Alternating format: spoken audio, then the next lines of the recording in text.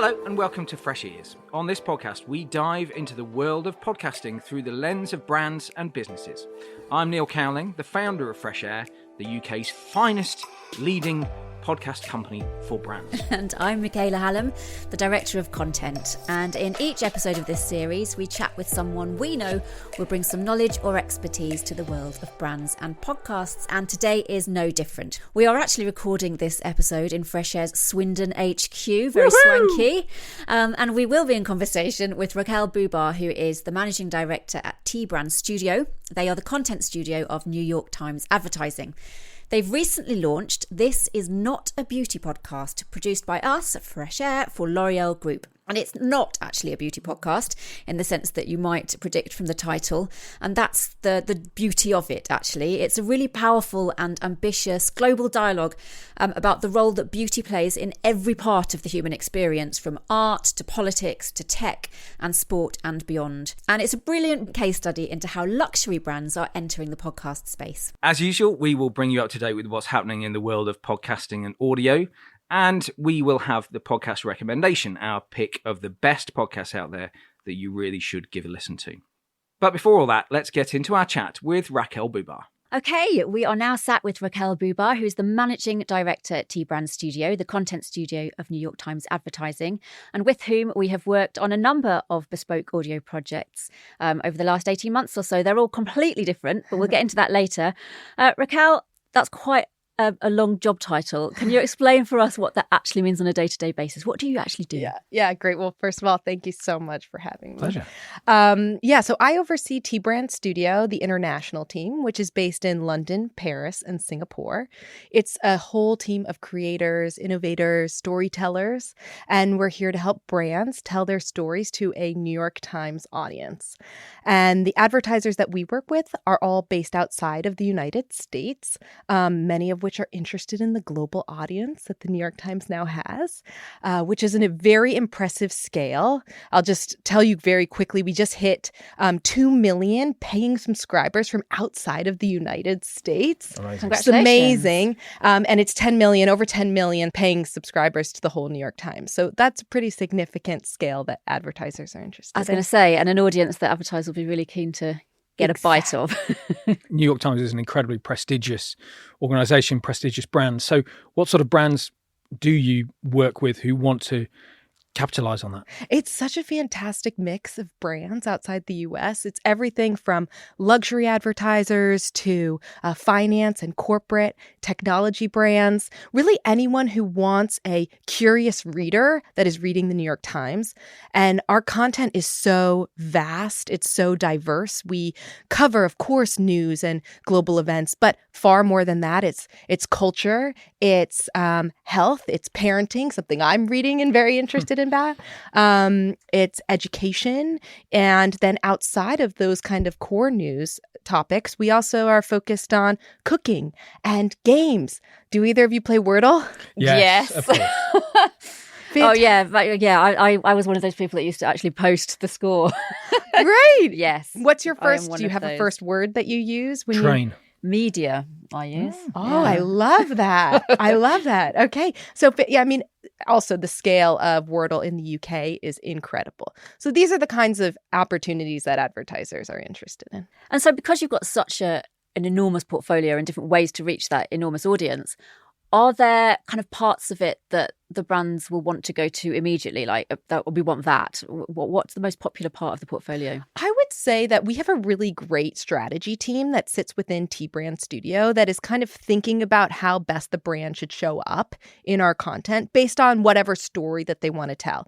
So our T-Brand Studio journalists might work with the brand and say, oh, you want to reach business decision makers or key opinion leaders. Well, we actually know that they're reading, politics and global news, but they're also figuring out where they're going to send their kids to college.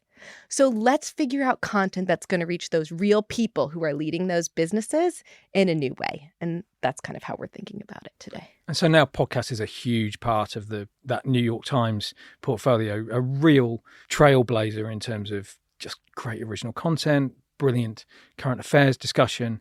Where does that part of the New York Times that didn't even exist 15 years ago. How does that fit into T-Brand now, and how do you capitalize on Yeah, that's a great question. So pretty much we're thinking about every platform, every storytelling platform that the New York Times has to offer. And audio is just another way to tell fantastic stories.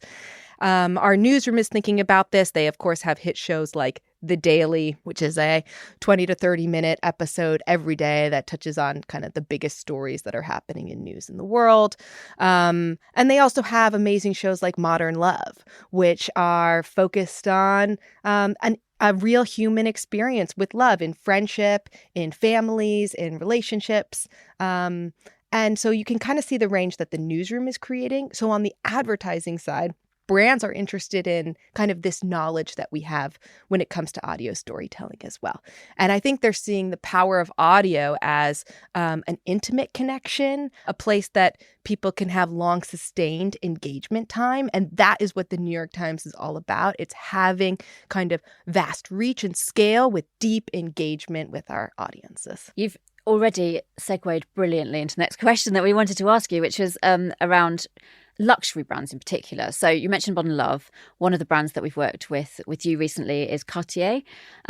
Why do you think podcasting is a great space for luxury brands? And then we'll get into kind of how that works specifically for Cartier. I think the opportunity for luxury brands is actually one of the more interesting ones than maybe some other brands, because it's so important to them how they appear visually, right? Their brand, the way they show up, their designs, their iconography is so critical to who they are that almost the challenge for them to convert that into audio is really it's a really exciting creative opportunity for us. I know we experienced that together. Yeah, absolutely. When we were creating that.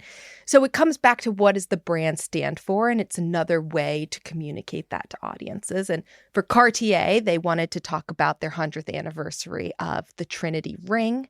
And meanwhile, it was the New York Times 20th anniversary of Modern Love. And we were trying to find a way that they could advertise in this incredible space, something that felt really native and organic and credible to that platform.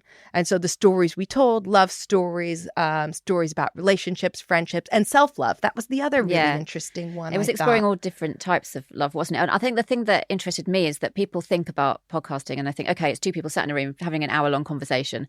When actually what excites me about the relationship with you guys at T-Brand Studio is that it's creating bespoke creative solutions to every single one of the clients that we're working with. So these things were a minute long, and that in itself was innovative because you'd never had longer than a 30-second spot in Modern Love before.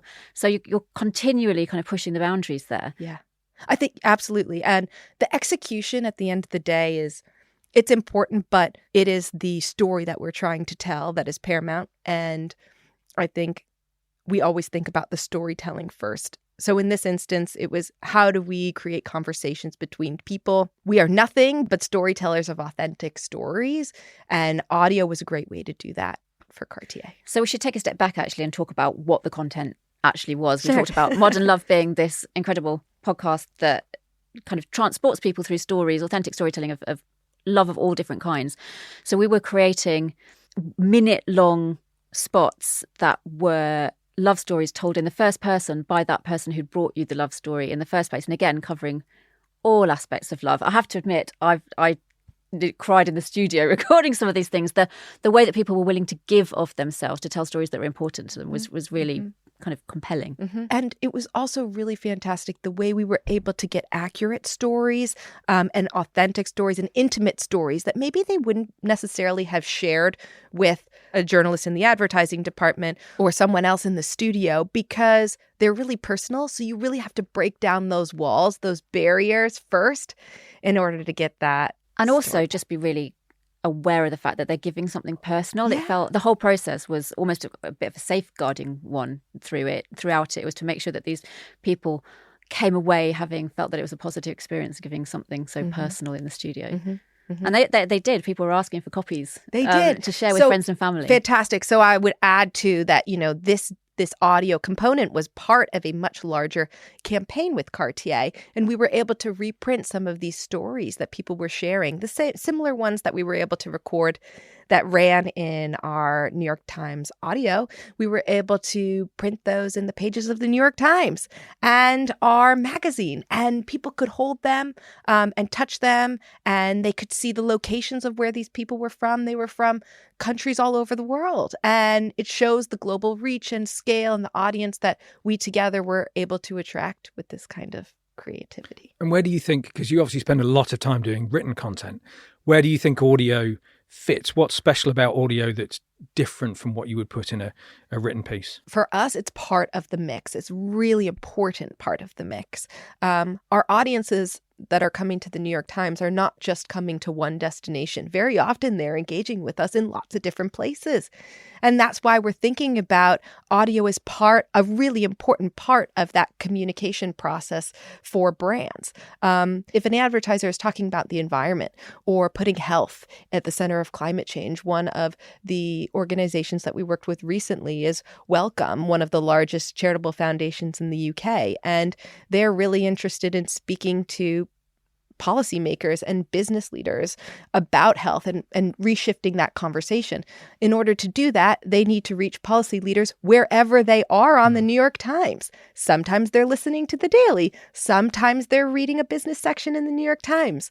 So you can understand that we need to reach those audiences in several different places. It's part of the larger e-commerce. And by doing that through audio, I think the thing that shone through for me in the Cartier experience was that there's something about hearing someone tell their own story and hearing their vulnerability in their voice, or a break in the voice, or hear the smile on somebody's face as they're kind of making a memory is pretty unique, and that is so transportative as a medium to deliver that message for that brand in the first place. You make such a good point, because it is the emotion that you can hear in sound that you can't necessarily get from reading an article on a page online or wherever. It is that sound, that intimacy that you get when you're listening. Yeah, I would say that, but I feel it.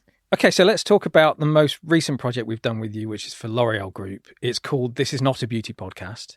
We are super proud of it. It's done really well. Why don't you explain to the listeners what that project is? Oh, thanks. Well, yes, we are all really, really proud of this program, and the team has done a fantastic job at T-Brand Studio, and same with the team at L'Oreal Group. They have been fantastic partners from day one.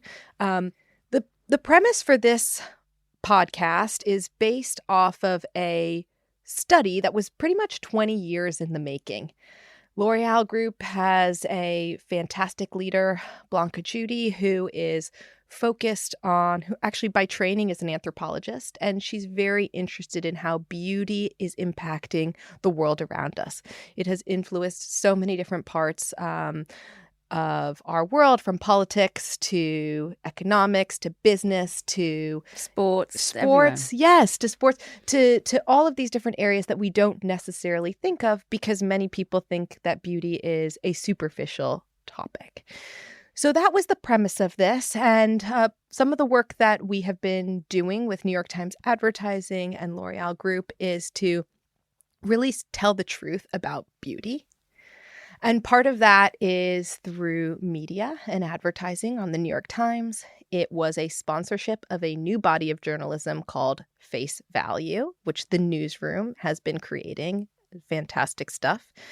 And on the advertising side, my team has been working with you all to create a fantastic podcast. It is a 6-episode podcast, and each episode takes listeners inside how beauty is impacting different subjects in unexpected ways, and makes the audience, I think, rethink how beauty has impacted the world. And I think there's lots of interesting things about this, but I love the way that the title works with this whole concept, because it's thinking beyond just the audio and how it's going to work with the artwork and how it's going to work across the narrative of the whole series. And I think it's something that we can all think harder about, in terms of how we title both a series itself and also the episodes. So it works as This Is Not a Beauty podcast, and then the carousel moves as to this is a sports podcast, this is a science podcast, this is a technology podcast. And so each of those episodes then tells the stories behind those sectors in those surprising ways. Exactly. And the whole idea for this was to play off of, this is not a beauty ad. This is actually a technology story This is a politics story. This is a story about business. This is that's the whole purpose of it. And so we want people to think about the ways that beauty is impacting their day-to-day life. And I hope we can talk a little bit about some of the guests and interviews that we had. And the host. We'll get to the host as well, which is a really exciting. We told stories about hair salons in France, about tattoos and what they've meant in culture to times to come. We've got some very exciting guests coming up in the sports episode as well. And you've got a presenter in Isabella Rossellini, who is a legend. So why is she such a great voice for it, and how did you get her? Isabella Rossellini has been a fantastic host. She was suggested to us by L'Oreal, which we are so thankful that they had access to her. She is a legend in the acting and modeling industry. She has been in famous films for decades. She is now in her 70s, and she retells a fantastic story of just around turning 40. She was actually fired from Lancôme, which is one of the beauty brands owned by L'Oreal Groupe. And they're very open about this. So I feel comfortable talking about it right now. Because she'd reached 40. Because she had reached 40. Wow. And the idea was that women should look up to aspiring beauty, not the beauty of reality. And since then, with more women at L'Oreal as well, they have brought her back onto the team as a new spokesperson. And we were able to use her in the podcast because part of the audience that we need to be reaching is women at all stages of their lives. And Isabel is such a fantastic icon for beauty at all stages. Nice. The very first episode was all about politics. And again, absolutely fascinating. And this kind of story about the difference between words and the content that people say versus how they are projected as a person, how they look. We talked about Queen Elizabeth's portrait and kind of how that was a way of projecting power for her and the very deliberate way that was done. It made me think about, I studied politics in France when I was at university. And when media went mass media and suddenly people were able to be seen as politicians, the way they projected themselves visually suddenly overrode what they were saying potentially and the content of what they're saying, because it became about how magnetic they were as a personality. But there was a brilliant piece in that episode about content and words. Yes, we interviewed Carl Ray, who is hairstylist and makeup artist to Michelle Obama, who takes residence in a fancy hotel in Washington, D.C., who has done Supreme Court justices and visiting princesses and queens and prime ministers. And he talks a lot in this podcast about how technology has made lighting very cruel, that people are now focused on the way politicians look just as much, actually maybe more than actually what they say. And he sees his role when he applies his products, he is thinking about making the content of what they say matter more than the way they look. So that person can stand up there and people are focused on the actual words. Maybe the next presidential debates or prime minister debates need to be audio only and see how they fare then. Amazing how much podcasts have actually played a role in the current US election. They're both fighting to get onto Joe Rogan and elsewhere because that audience is there, and probably because they get, going back to everything we were saying earlier, they get more time, they get more attention. That audience will stick with them for longer than they will watch a news bulletin or a clip. Yes. And I'm so happy we did the politics episode because it also appeals to both genders very clearly. And one of the goals of this podcast was to appeal to men and all genders across the audio series that we created. And we also wanted to appeal to different age ranges. So that actually leads us to the different variety of stories that we are telling. These are not just how to apply your makeup. This is very, very it's far from that. This is politics. This is business. This is culture. This is sport.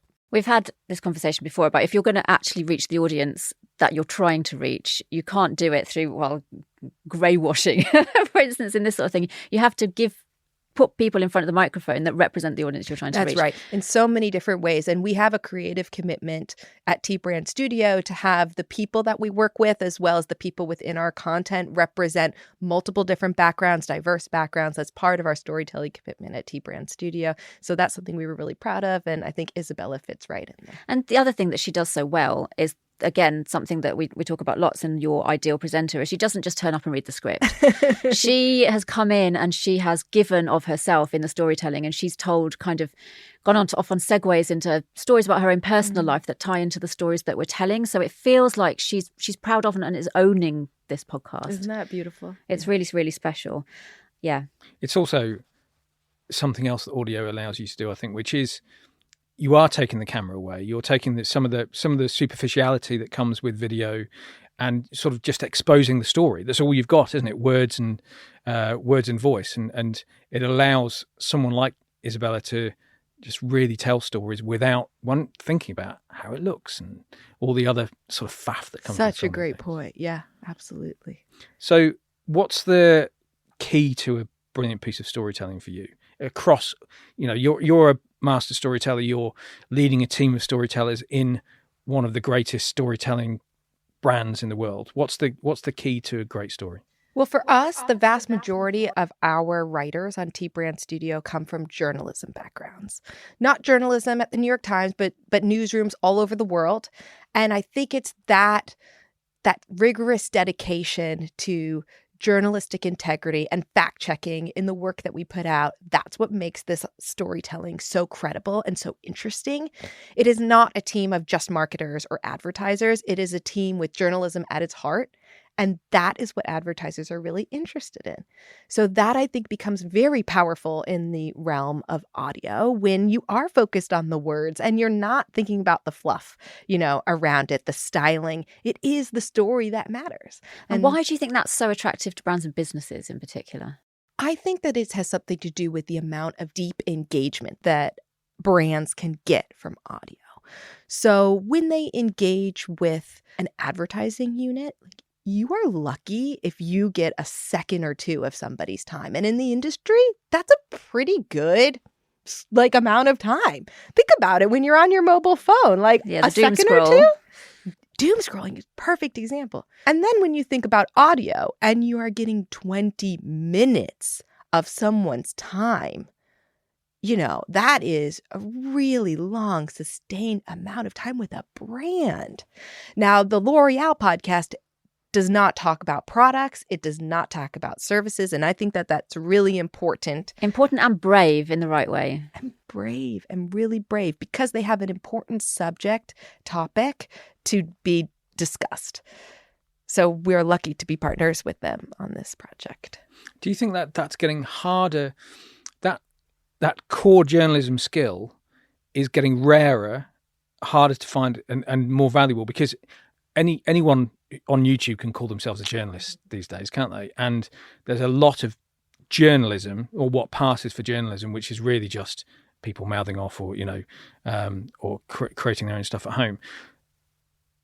The New York Times is that beacon of great, factually correct journalism.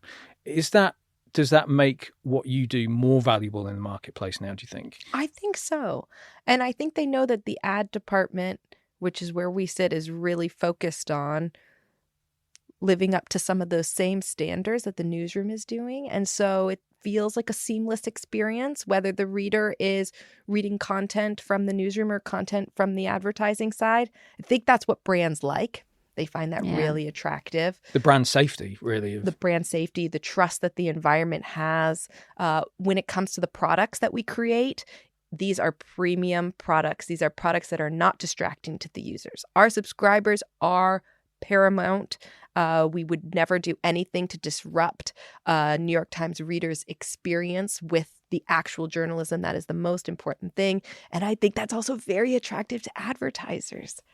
But it's one of those things where your parameters are so tight and so clear as to what you can and can't do, that the challenge of how to then create something that's advertising space that's as compelling as the rest of the content is a brilliant one, because it means that you're having to create content that stands head and shoulders alongside, if not above, the other content, because it needs to be an experience that's not going to put your subscribers off. Makes it quite hard, actually, doesn't it? Well, hard in a good way. That's that's what I mean. Yeah. It's a good challenge. We don't like easy. So what's coming up that you are excited about? Anything that you're allowed to talk about that's coming up in the next year or so, or any sort of trends you see in what you do that you're excited about? Yeah, I'm excited about a few things. I'm excited about our growing readership and growing advertisers that are coming from outside of the United States. People are really taking notice of what the New York Times is doing. Here in the UK, I'm always fascinated by the types of stories that our newsroom in London are writing. And then the advertisers are obsessed with Wordle. They're really starting to get interested in cooking. And these are the kinds of things that I love to talk to brands about. I'm also really excited about the audio space and seeing what other storytelling mediums we can do out of audio. There's a lot of crossover with audio and video that we will be exploring, that I hope together we will be exploring. When it comes to seeing how people are engaging with podcasts, they're engaging with them also on social media. They're actually watching people. Yeah. I mean, you could tell me this better than a lot of people say but I'm watching a podcast instead of they're listening watching to a them. podcast. How fascinating. So I'm really interested in the team exploring that. Innovation is really key to T Brand Studio. We're always trying to stay ahead of the curve in the way we tell stories. So that includes audio. And visually, our newsroom is thinking about different ways to tell stories on the digital page. So that is immersive storytelling that is going to really pull in a reader and make them want to learn more about the world using different types of multimedia to do that. So I'm really excited about where we are headed with storytelling. Thank you very much, Raquel. It's been brilliant to talk to you. I am excited to see what the future holds. And what's the podcast format we haven't even thought of yet that we might invent together? 100%. I'm so excited. Thank you so much. This was so fun to be here. Thank you. Now, we didn't record that interview today in Swindon, hands up, but because we recorded that a couple of days ago, we do now have some updated stats on how well the series is going. Yeah, ranked top 2% of all podcasts globally. So that's out of 3.5 million shows, according to Listen Notes. That is pretty good. And it's peaked at number 95 of all podcasts in the US and number 1 for the personal journals category in the US too. Brilliant. We're really proud of it. And those results are something that we will keep on top of course, and something the New York Times are really proud of. So now let's quickly have a look at what's going on in the world of podcasting.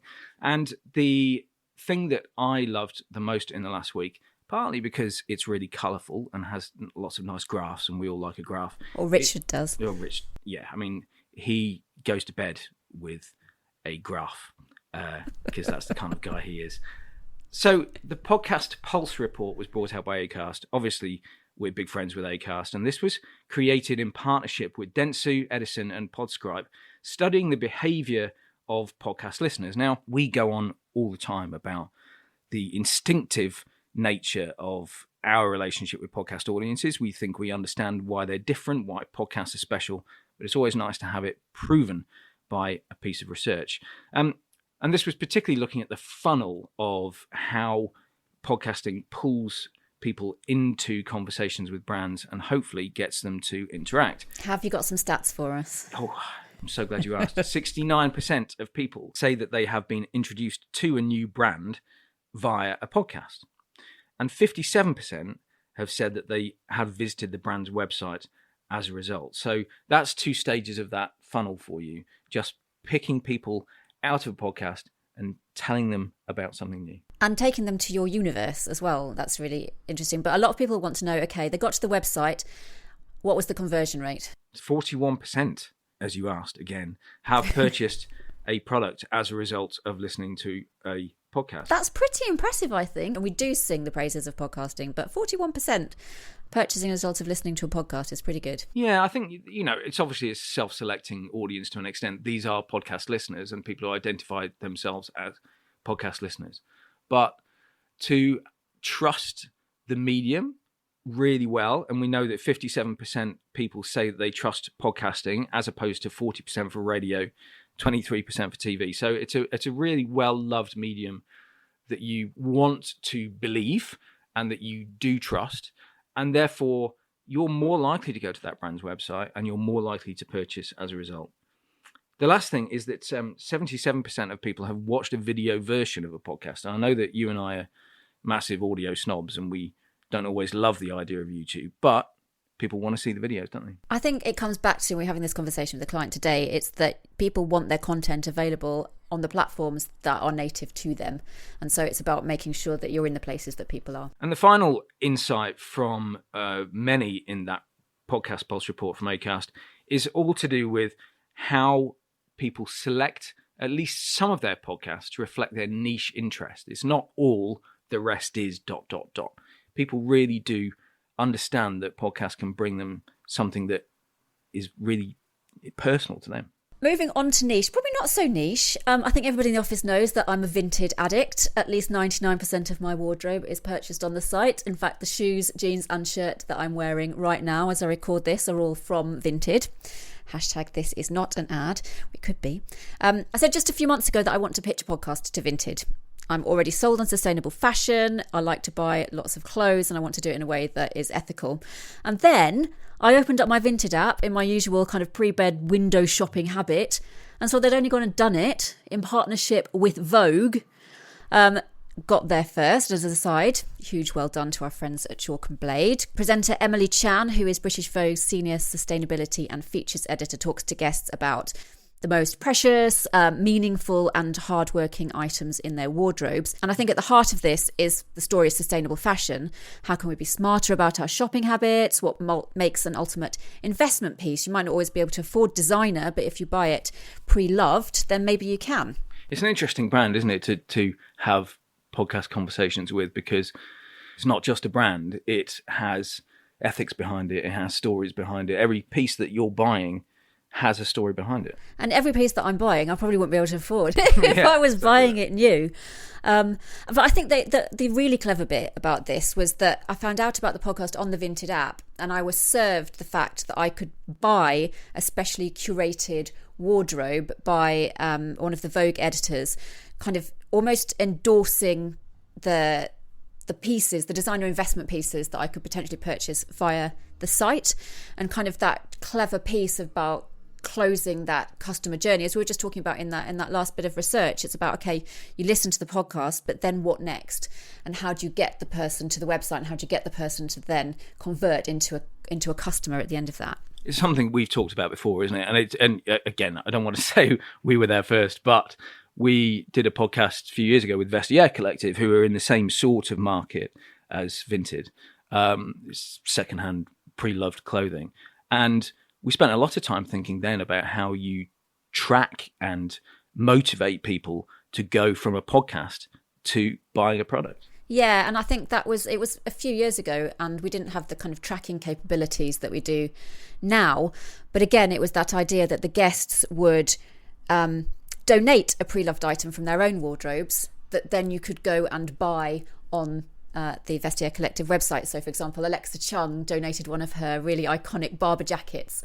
So you could own a piece of her kind of fashion history.